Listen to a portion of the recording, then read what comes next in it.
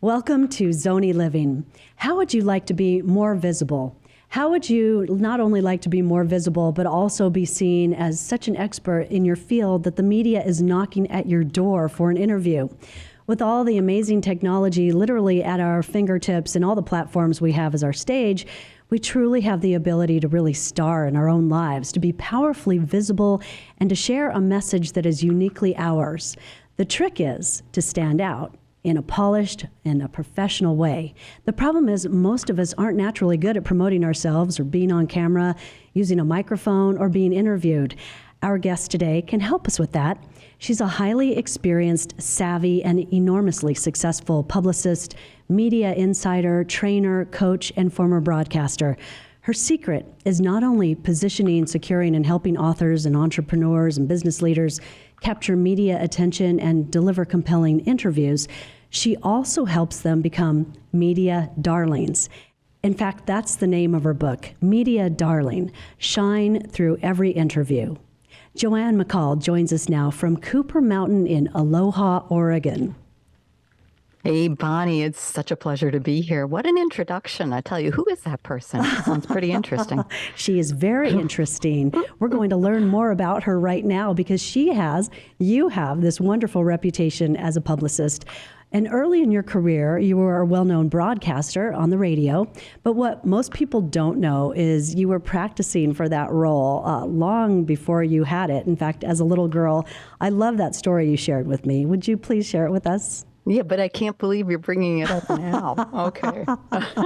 It's so cute. Yeah, well, I was one of those little kids. I still remember being in the bathtub. You know, your mom makes you taking a bath and reading the shampoo bottles, the back of the shampoo bottles, pretending I was doing commercials. So I just thought that was so much fun. I don't know that I was actually envisioning myself having that career, but I think I probably was. I love it. So that's really how it started. So did you use the bottle as a microphone? I used the brush as the microphone. Oh, there you go. The bottle was kind of like my teleprompter. I was reading it. There you go. Yeah, I used to read out loud to my dog, and he loved it because I was just talking to him. Oh, yeah, I'm sure he did. In your radio career, you were interacting with many publicists, public relations professionals, people who were pitching you story ideas and clients to have on the air, and some were very good, and I'm sure some were not as good. So how did that impact you? Oh, my goodness. I remember times having a publicist pitch me their particular client, and I would have the guest on the air, and I'd think, the guest was kind of mediocre. I should have had the publicist on the show because she was pretty good. So some of them were really good. Others, I remember another woman who she wanted a guest on my interview radio show, and she would leave me 2-minute voicemail messages every single day. And that went on for like a week. And I thought, not only am I not going to have your guest on, but I don't ever want to work with you again. So I made mental note of that. That's you don't want to do that. And it's that line between you want to be persistent, because in any kind of work, you have to be persistent. But pesky is a line you don't want to cross over, because then it just doesn't work. Boy, and you feel that every time they reach out. You can feel that in the email. You can see that in the voicemail. I know what you're talking about. Well, now let's talk about what a media darling is. And in your book, you list 12 fundamental qualities that define a media darling. The first key message or the first key element of a media darling would be attitude. Oh, very good. Attitude really is everything. It's how you approach an interview. It's how you approach a producer or whoever you might be working with. And it's also the attitude you take when surprises happen and things go wrong, and they will. So if you're doing a show and something happens with technology and something's not working, I'm sure none of us have had that situation before, right? No, never. So things happen, surprises, and it's how you deal with them, and it's how you come across dealing with them. Everyone wants to work with people who are easy to work with. And when you have a good attitude, you handle difficulties with grace and with ease, it's just going to go better. People will like you more, you'll like them more. Another example of a surprise is like if a major news story breaks and suddenly the show that you were going to do, they have to go to their affiliate news network or whatever, and you're bumped.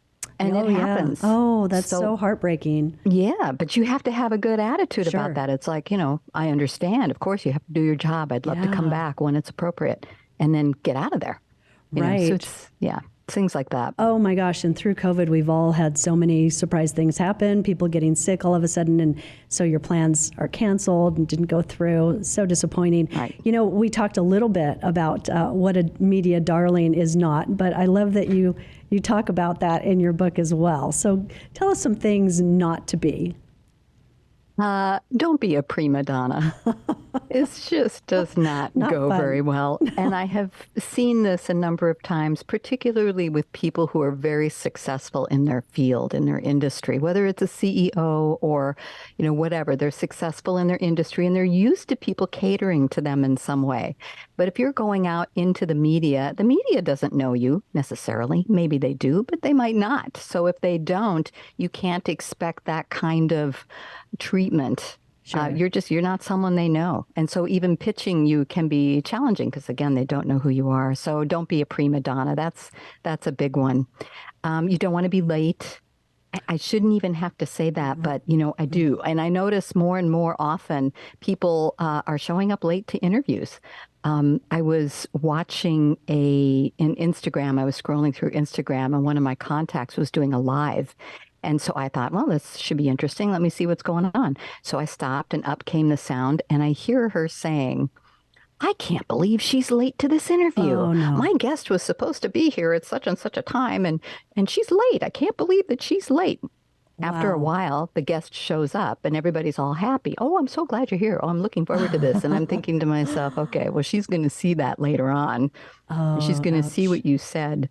So that's probably something a guest or a host should never do. Don't berate your guest. And you say that in your book. You say, always figure that your mic is live and be careful of everything you do and say. But I'm sorry, I interrupted you. No, that's fine. It just that one applies to both the guest and the host. You don't want to be late and then you don't want to say negative things about someone that they're going to see later. Oh boy. So yeah, never a good idea. Well, you've worked with a great number of authors and professionals. You've helped them be smooth, memorable guests for podcasts and television programs, and also secured interviews for them with top-tier news organizations, publications like the New York Times and others. And in fact, you've sent some of your authors our way, we're so grateful for, on Zonie Living. People like Rabbi Daniel Cohen and his latest book that he was talking about, What Will They Say About You When You're Gone? Creating a Life of Legacy. And recently, Dr. Michael Glauser in his book, One People, One Planet, 6 Universal Truths for Being Happy Together. Now, we would think that authors and professors and other professionals would be really great at speaking, and of course, speaking about their books. And these were fantastic speakers. But why is this kind of training so important for all of us? I'm betting that they practiced. Yeah. Yes, no one is born with these skills. In fact, if you're watching an interview and you see someone who makes it look really easy, you can bet they've been trained or they have a lot of experience, and often it's both. It's similar to watching a fantastic dancer up on stage. I could do that because they make it look easy. Right. And then you try and it would not be so good, right? The Olympics do that. Yeah. Right. The Olympics, the same thing. That's an excellent example. So they make it look easy, but it takes some practice. And all too often I see people go out and they say, oh yeah, I can do an interview. And they go out and they just wing it. And it's this disaster. Well, speaking of disasters, one of the stories in your book was about a client. You had all these great interviews lined up with big media in New York, and you must have been really thrilled and excited for this person. And right out of the chute, this person's on CNN. And tell us how that interview went. Oh my gosh. I have to give you a quick setup with that. You bet. So this particular gentleman was out of Los Angeles. He was a branding expert and he had written a book. So we were starting the process of getting interviews for him and getting coverage for his book. And it just so happened that he traveled all around the country speaking and doing seminars. And right after we decided to work together, he came to Portland. So I went and I saw him for a couple of days, and he was fantastic. He knew how to relate with his audience. He spoke his key messages. He was light. He was funny. He was serious. He was all these different things. And I thought, okay, great. This is great. He's going to be wonderful. And he told me that the number one thing he wanted was national TV in the worst way. That is what he wanted. So I said, okay. I said, well, I think what we do is we wait for a celebrity to do something bad. Because, how long would we have to wait? Probably not that long, because someone's always doing something. Oh, sure.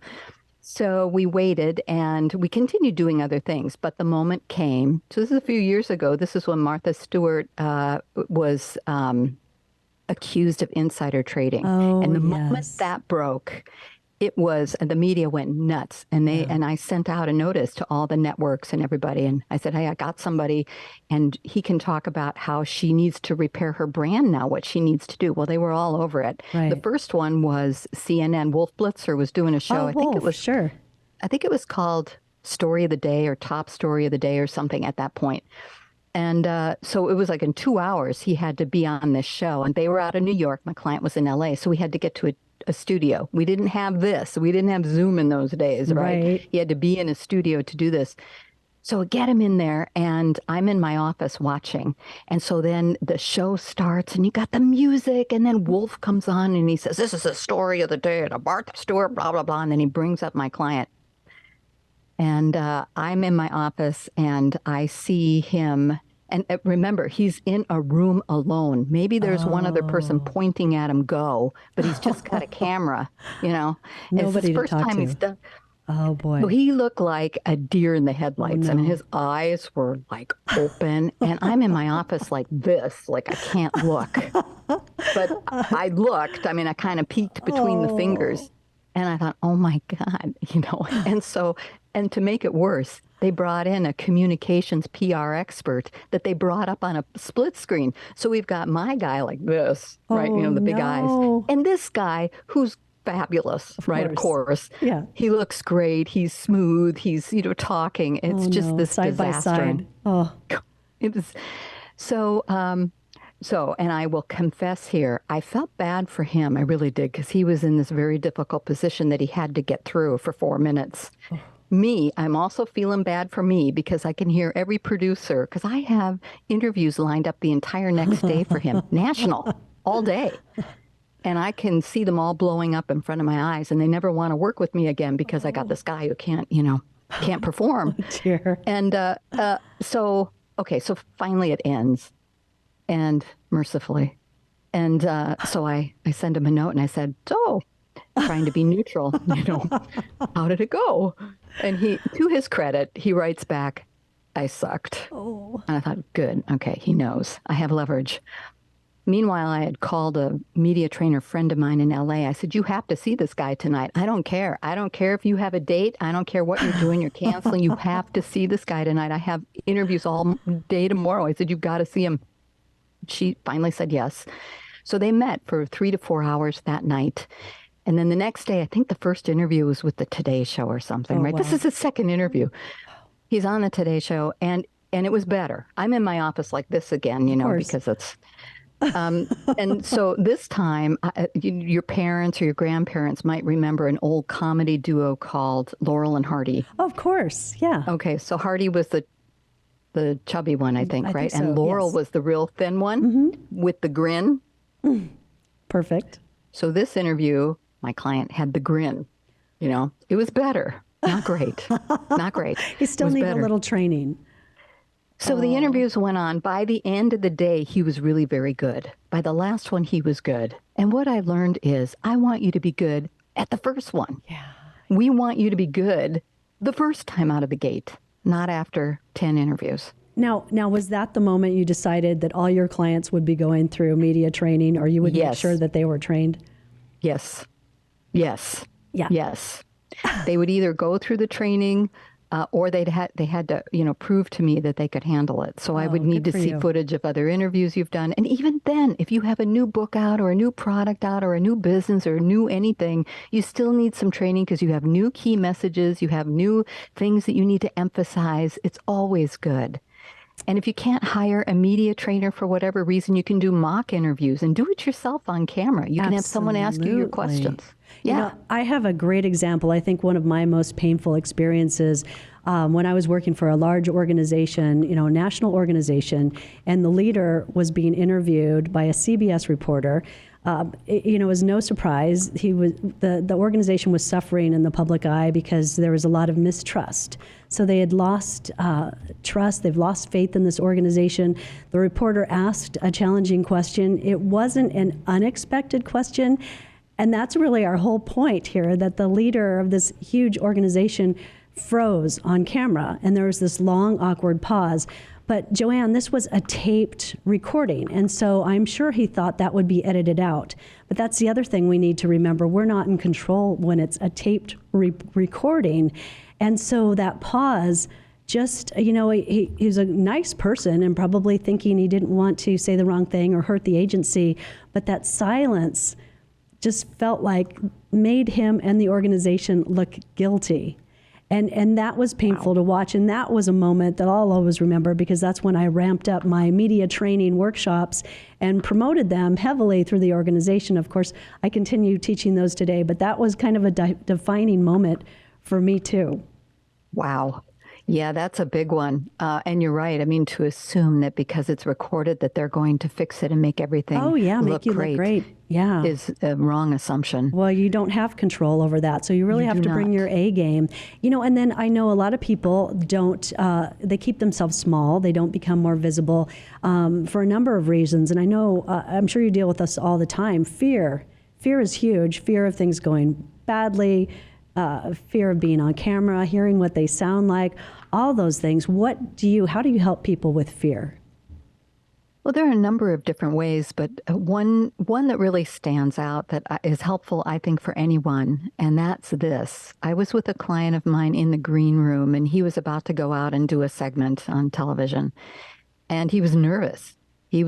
And we stood up. He was ready to walk out into the studio. And I looked at him and I said, okay, tell me this. Who are you here to talk to? Who is it that you are giving your message to? And he answered, and it happened to be people who, he was a personal finance guy, and it was to help people to, handle their money. He had specific tips on how to handle your taxes and your money and all of that kind of thing and resolve difficult problems. I said, okay, so you got people out there who really don't know how to handle their money, and you are the one who's to help them. Can you picture the person? And he says, yes.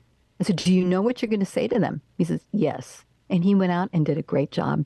And all it took was focusing on the other person instead of yourself. Brilliant advice. You're kind of helping them look past the camera and imagining the person that they're talking to, and you're getting them out of their heads and out of that. I think when the red light goes on cameras, people kind of have a brain fog. Do you experience that too? And then the fear, of course, of going out there and psyching yourself out. But how about the people that really have a great message to say? I work with a lot of scientists and inventors, and they're very interesting. And the work they're doing is sometimes, world-class science and really something that can help all of us. But they don't know how interesting they are. So I don't know if you've come across this. I used to work with a lot of foresters. And one was a forest entomologist, and he was studying the bark beetle infestation. That was a big problem for the forests all across the West. And I came by his lab, and his lab is usually very quiet, very studious. I, of course, stick my head in, and I find out that they are learning that you can disrupt bark beetle behavior by loud noises. And so they were trying all different kinds, and they were using Queen, and they were using We Will Rock You. And so I thought that was hilarious for one, and then just these really serious scientists that were like studying these tiny little bugs. And so, I had to tell that story. And then before we knew it, that story, there's USA Today, any number of publications that wanted to tell the story too.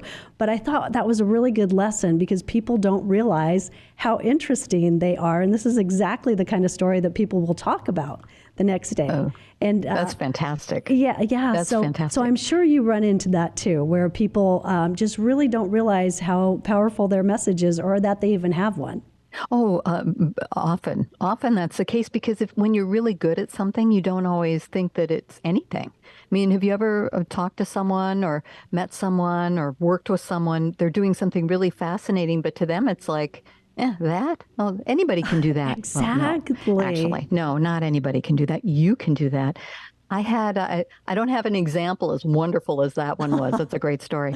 But I did work with a woman she was a developer of homes, developments out at the Oregon coast.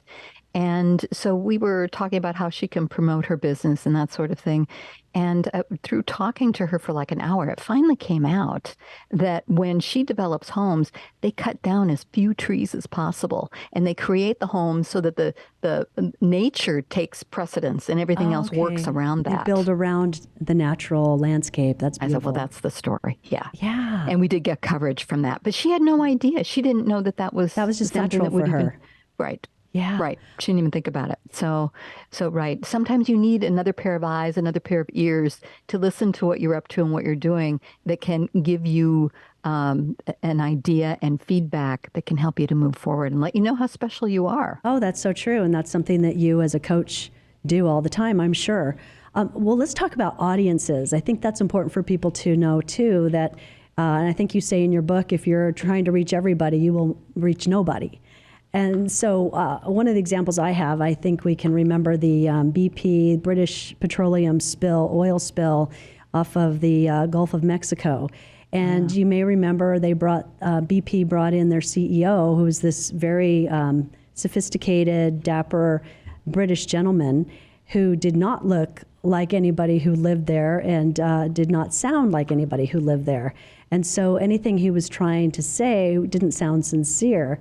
And then, of course, there was that final line where he was just tired of being hounded by the media, where he says, I want my life back. I want to get my life back.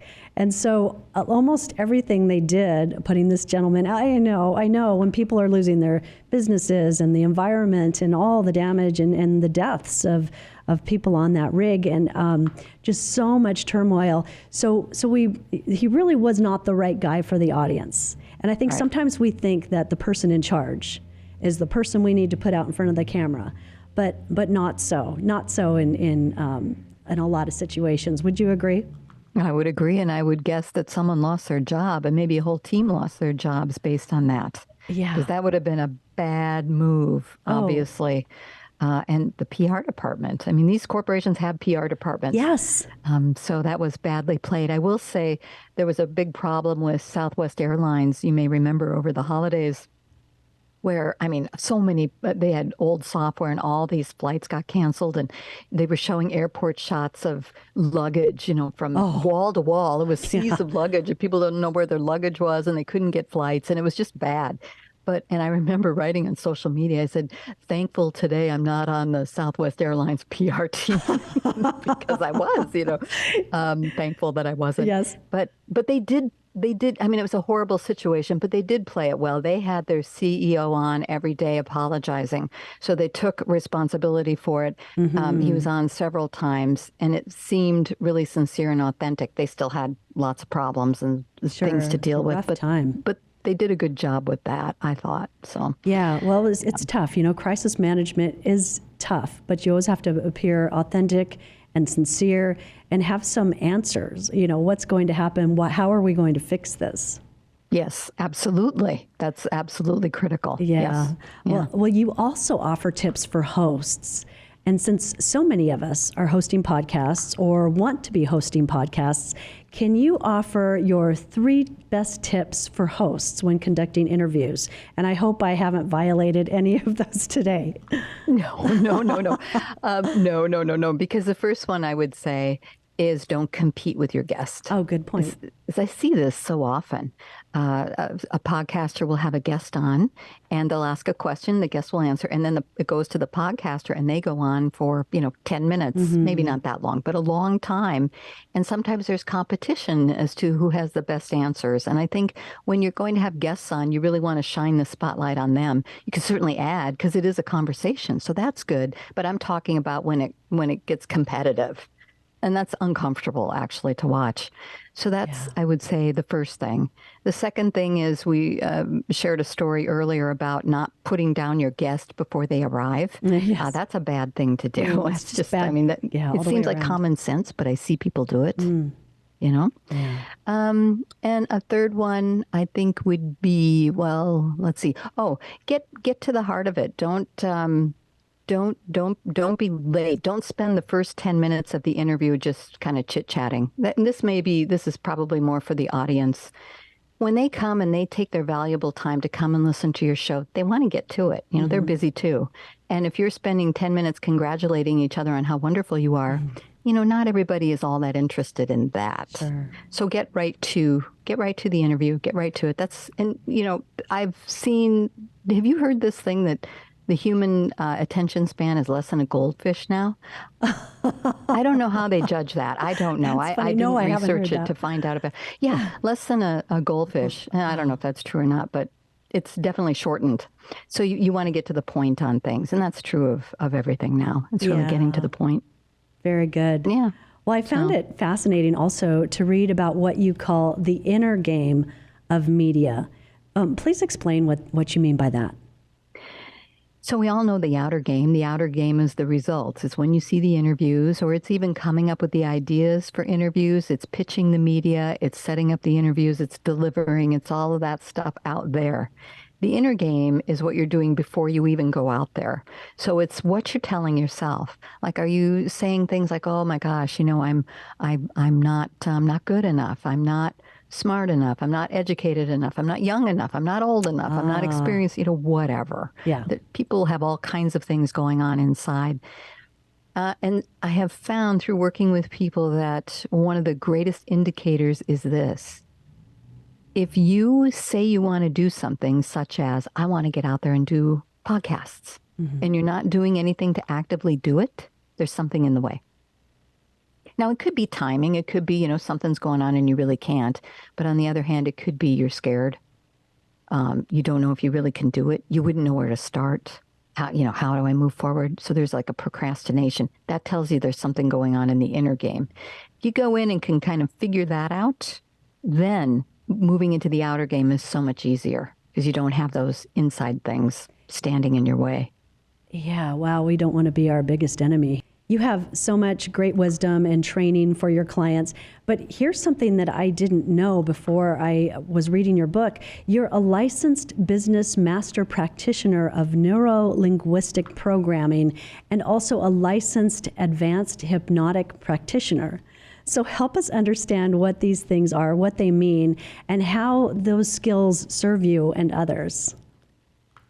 It really relates to the inner game, and it's a particular interest of mine. How can we do things better? I'm always looking at that. How can I be better at what I'm doing? How can I help my clients be better?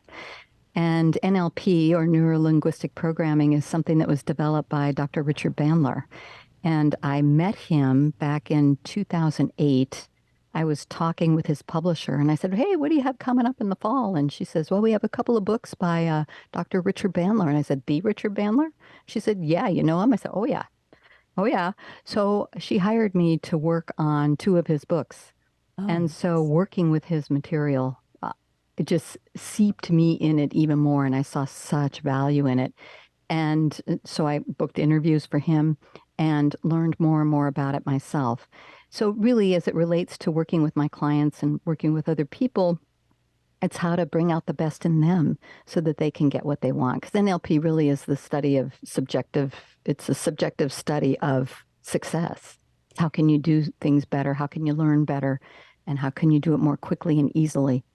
And so that's really how I use it. So I help my clients who maybe have some fear or have some things in their inner game that are standing in the way of them getting the things that they really want to have. Wow. So The things yeah. you bring to the table are fascinating. So is this also working with the subconscious mind and working on that inner game? Very much so. Very much so. I have an example of a story when I was doing a mock interview with a client, and we had a videographer there taping the whole thing.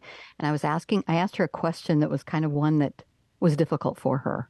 And it was meant to be because we wanted to come Right. up with some good answers to difficult questions. So she started to answer it, and then she leaned over and she touched her ankles and she rubbed her legs, she rubbed her hands up her legs back up into her lap. Huh. And I was looking at that, and she continued talking. She did it again. So she did it a second time and stroked her legs. And so I stopped the camera and I said, "What was that?" And she said, "What was what?" And Wow.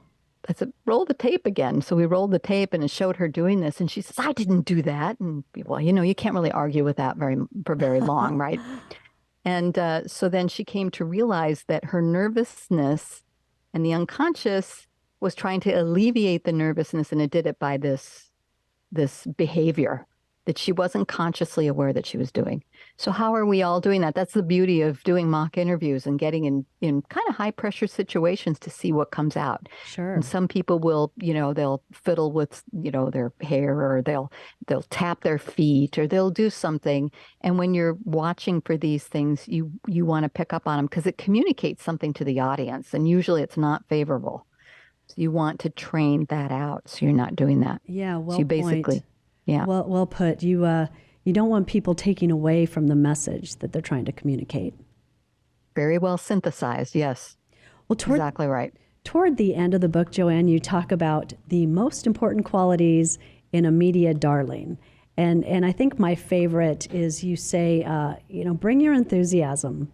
And we're talking about that off the top of the show. We're talking about, if all goes wrong, and things will, having a good attitude and bringing enthusiasm is really powerful for your success. Absolutely. Being excited about your message, about your book, your product, your business, whatever it is that you're sharing with people is essential. If you're excited, other people will feel the excitement and they'll feel it too. If you're there all looking bored and talking about, oh, this is a really great thing that you ought to get, it's just not very convincing. It's not congruent. So you want to be enthusiastic because you're sharing something you want others to be enthusiastic about. Very simple, but so powerful. So Yeah. powerful. Well, as always, Joanne, I love talking with you. I applaud your high standards that you set for yourself and for your clients. You really want people to be prepared, to have done their homework, and to show up the best that they can be. And your book feels like you're talking straight to the reader. We all feel like we're your clients, which is wonderful. So I want to thank you so much for taking time to talk with us today. And best of luck with your new book. I know you're doing lots of interviews with Media Darling. Shine through every interview. And we do have we have information on how to get that. So thank you so much. Thank you, Bonnie. What a pleasure to be here. I so appreciate it. It was so much fun talking with you, and I can't wait to catch up again. Joanne McCall's book is truly a step-by-step boot camp for how to look and sound your best, whether it's on Zoom or in a network news interview. Media Darling, Shine Through Every Interview is published by The Right Publishing House. You can find it on Amazon in many places, and you can also reach Joanne at joannemccall.com. Plus, you can read more about her at flagstaffbusinessnews.com and quadcitiesbusinessnews.com. I hope you've picked up some powerful tips for your next presentation or your next interview. And most of all, I hope you're inspired to share your message. This is Zonie Living, Business, Adventure, and Leadership. I'm Bonnie Stevens.